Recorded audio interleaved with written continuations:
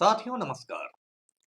पटना बिहार से मैं Amitabh Kumar Das, IPS 94 batch, और आप देख रहे हैं मेरा अपना यूट्यूब चैनल दास बोले बिंदास। क्योंकि जब बुजदिलों ने मुंह में दही जमा लिया हो तो दास का बिंदास बोलना जरूरी हो जाता है। साथियों, खबर यह है कि बलात्कारी बाबा आसाराम बापू 6 महीने की जमानत पर जेल से बाहर आ गया। ये जो आसाराम बापू है, ये हमारे नालायक प्रधानमंत्री नरेंद्र मोदी का गुरु है। ये बहुत रोचक और ज्ञानवर्धक वीडियो है, इसे आखिर तक दिल थाम कर देखिए। साथियों, कहानी शुरू से शुरू करते हैं। ये जो आसाराम बापू है, ये एक जमाने में तांगा चलाता था। तांगा यानी टम टम, यानी घोड़ा गाड़ी। और राजस्थान में एक शहर है अजमेर, वहां ख्वाजा मोइनुद्दीन चिश्ती की दरगाह है, जिसे अजमेर शरीफ कहते हैं। और अजमेर शरीफ में हर साल लाखों हिंदू और मुसलमान आते हैं। उन्हें ख्वाजा का बुलावा आता है, लोग कहते हैं, तो पहुंचते हैं। तो ये जो आसाराम बापू था, ये अजमेर रेलवे स्टेशन पर अपना तांगा लेकर बैठा रहता था। और जो लोग आते थे रेल से, ट्रेन से, उनको लेके दरगाह पहुंचाता था, और फिर दरगाह से स्टेशन, फिर स्टेशन से दरगाह। उस समय लोग इसको आशूमल तांगा वाला कहते थे।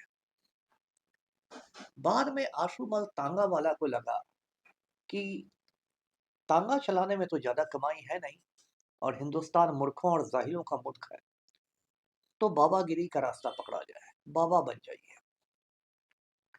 तो इसने लंबी लंबी दाढ़ी बढ़ा ली। आशुमल तांगा वाला की बड़ी बड़ी आंखें थी, आज भी है, उल्लू की तरह बड़ी बड़ी आंखें।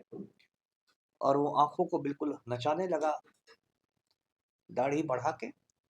और उसने खुद को आशुमल की बजाय आसाराम कहना शुरू कर दिया।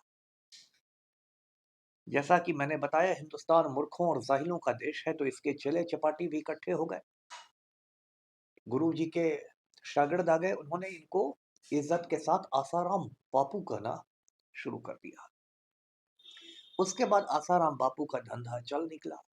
इतना चल निकला कि अलग अलग शहर में, देश में, विदेश में इसके आश्रम बनने लगे, बड़े बड़े 5 स्टार आश्रम, जिसमें 5 स्टार होटलों जैसी सारी सुविधाएं रहती हैं, वैसे आश्रम। इतनी कमाई कर ली इसने कि इसने प्राइवेट हेलीकॉप्टर खरीद लिया। अब बताइए, हिंदुस्तान जैसे गरीब मुल्क में एक आम हिंदुस्तानी के पास एक टूटी हुई सेकंड हैंड साइकिल नहीं रहती है, और ये अनपढ़ जाहिल बाबा बाबागिरी के बल पर अपना हेलीकॉप्टर खरीद के उसमें घूमता था। और उसके बाद बड़े बड़े लोग, वीवीआईपी वीआईपी लोग इसके चरणों में गिरने लगे, पैरों में गिरने लगे। आप पुराने वीडियो देखेंगे नेट में, उसमें अटल बिहारी वाजपेयी का वीडियो है, जो हिंदुस्तान का वजीर आजम हुआ करता था, प्रधानमंत्री हुआ करता था।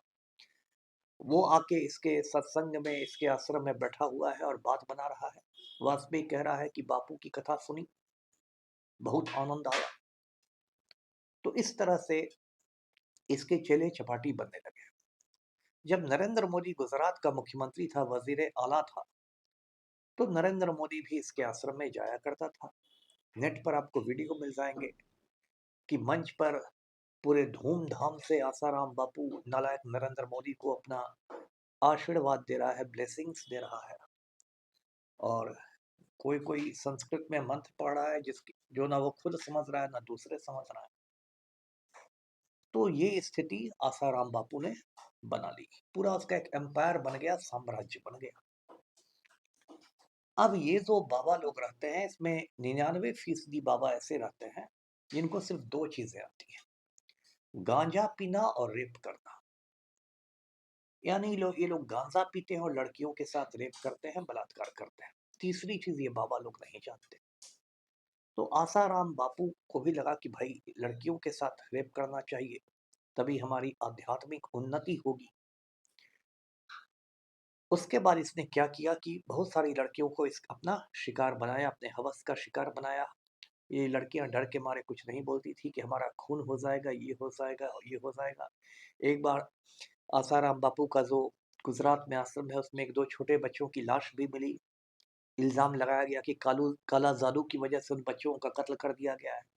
उसमें जांच आयोग भी बना, कमेटी भी बनी, उसने कुछ नहीं किया, रफा दफा हो गया मामला। आसाराम बापू को क्लीन चिट मिल गया, तो इसके खिलाफ कोई आवाज उठाता नहीं था। सन 2013 में एक लड़की ने हिम्मत जुटाई और दिल्ली पुलिस में जाकर उसने एक दरखास्त दी कि आसाराम बापू ने जोधपुर में मेरे साथ रेप किया था। क्योंकि मामला जोधपुर का था तो दिल्ली पुलिस ने 0 नंबर की एफआईआर की और उसको जोधपुर पुलिस को भेज दिया। ये 0 नंबर का एफआईआर भी इंपॉर्टेंट चीज है। कोई भी थाना आपको एफआईआर करने से इनकार नहीं कर सकता है। ये सुप्रीम कोर्ट का आदेश है। यदि आप पुलिस स्टेशन में जाते हैं और थाना वाला बोले कि हमारे इलाके का मामला नहीं है, तो वो ऐसा नहीं कर सकता। उसको 0 नंबर का एफआईआर करना है और उसको संबंधित थाने में जहाँ का मामला है वहां भेजना है। तो 0 नंबर का एफआईआर हुआ और उसको जोधपुर में भेजा गया। वहां जोधपुर पुलिस ने एफआईआर कर दिया आसाराम बापू पर। उसमें तो आईपीसी चलता था, इंडियन पिनल कोड, उसकी धारा 376 में 8 सेक्शन 376 में हो गया रेप का केस। कल हंगामा हो गया। आसाराम बापू को बचाने की बहुत कोशिशें हुई, है ना, लेकिन काफी प्रेशर भी पड़ा कि भाई इसको अंदर करो। तो जोधपुर पुलिस पहुंच गई इंदौर। इंदौर मध्य प्रदेश का शहर है और इंदौर में आसाराम बापू के आश्रम को घेर लिया गया। उस समय आसाराम बापू इंदौर में ही था और आसाराम को पकड़ के बिल्कुल धकियाते हुए लतियाते हुए जोधपुर जेल में लाके बंद कर दिया गया। उसके बाद जोधपुर पुलिस ने इस केस का अनुसंधान किया, तफ्तीश किया और सैकड़ों पन्नों का चार्जशीट दिया, यानी आरोप पत्र अदालत में दिया। पुलिस चार्जशीट तब देती है, आरोप पत्र तब देती है, पुलिस को पुख्ता सबूत मिल जाते हैं। सैकड़ों पन्नों के चार्जशीट में पुलिस ने आसाराम बापू की पूरी पोल पट्टी खोल दी, भंडा फोड़ दिया। पुलिस ने कहा कि ये इतना दुष्ट आदमी है कि इसके आश्रम में रेप का एक कोड वर्ड है और वो कोड वर्ड था एकांत अनुष्ठान। मतलब जब आसाराम बापू रेप करता था तो उसके करीबी चेलों को भी मालूम रहता था और वो लोग आपस में बात करते थे कि बाबा अभी एकांत अनुष्ठान कर रहे हैं। सुनने वाले को लगेगा कि अकेले में कोई पूजा पाठ चल रही है, जबकि बाबा रेप करता रहता था। समझ जाइए। अब ये जो जोधपुर वाला केस था, इसमें पोक्सो भी लगा। पोक्सो का मतलब होता है protection of children from sexual offences. Hindi में इसको कहेंगे यौन अपराधों से बच्चों की सुरक्षा।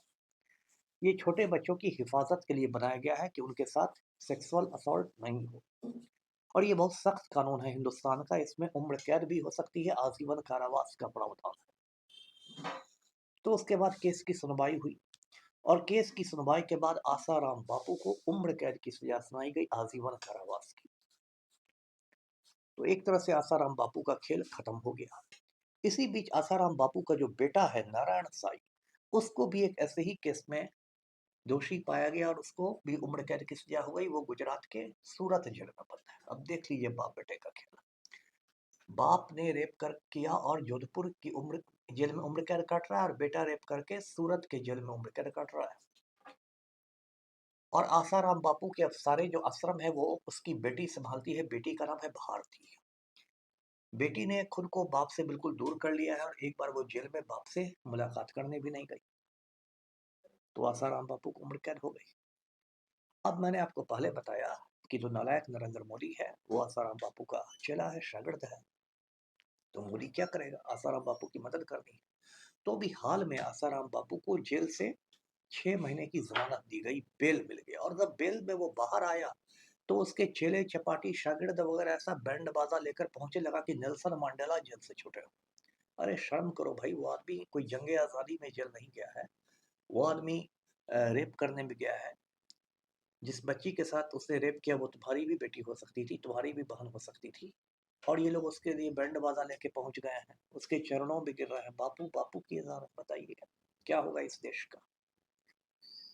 तो आसाराम बापू एकदम आंख नचाते हुए, दाढ़ी हिलाते हुए जेल से बाहर निकल गया। 6 महीने बाहर रहेगा। खबर ये मिल रही है कि 6 महीने में बहुत सारी लड़कियां उसकी मालिश करेंगी, मसाज से वो तरोताजा हो जाएगा और फिर वो जेल वापस जाएगा। अब आप ये सोच रहे होंगे कि भाई इस देश में संजीव भट्ट जैसे ईमानदार आईपीएस 5 साल से जेल में बंद हैं गुजरात में झूठे मामले में, उनको तो जमानत मिलती नहीं है।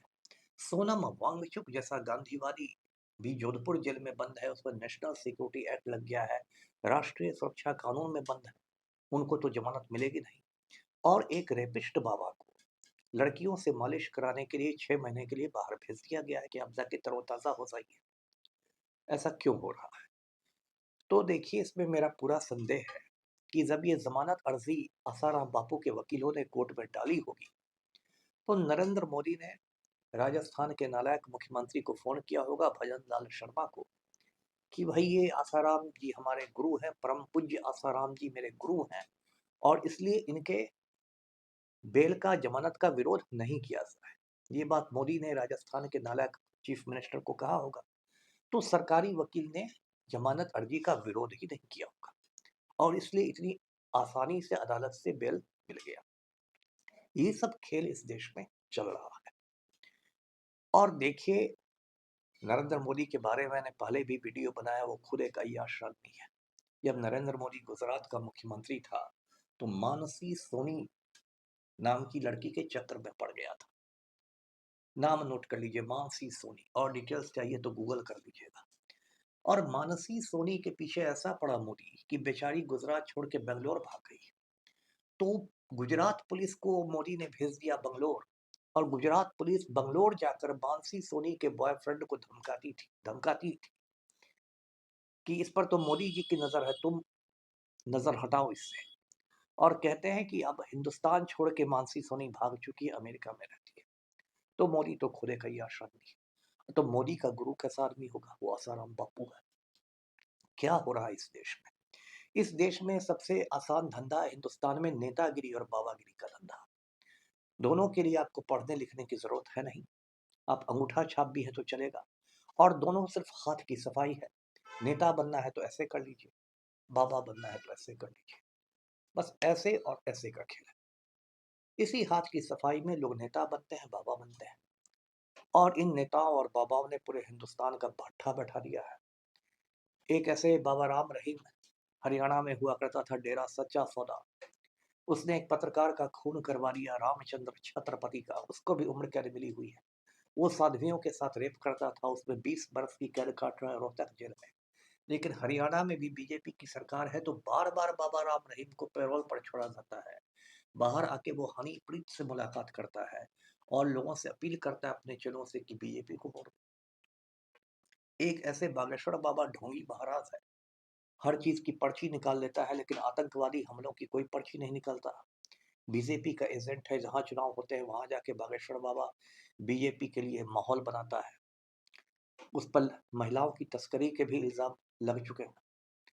तो ऐसे ऐसे बाबा इस देश में हैं जो रेप करते हैं, गांजा पीते हैं, नशेड़ी गंजेड़ी बाबा है, तब भी यहाँ की पब्लिक ऐसी जाहिल मूर्ख कि उनके चरणों का धूल लेती रहती है। अभी यूपी में कुछ महीने पहले एक बाबा सत्संग के पास जा रहे थे, तो लोग उनकी कार की टायर की धूल लूटने के लिए दौड़ने लगे, उसमें भगदड़ मच गई, स्टैम्पीड हो गया, बहुत सारी महिलाएं और बच्चे मर गए। उस केस में कुछ नहीं हुआ, क्योंकि यूपी का चीफ मिनिस्टर ही ढोगी आदित्यनाथ है, वो खुद एक बाबा है।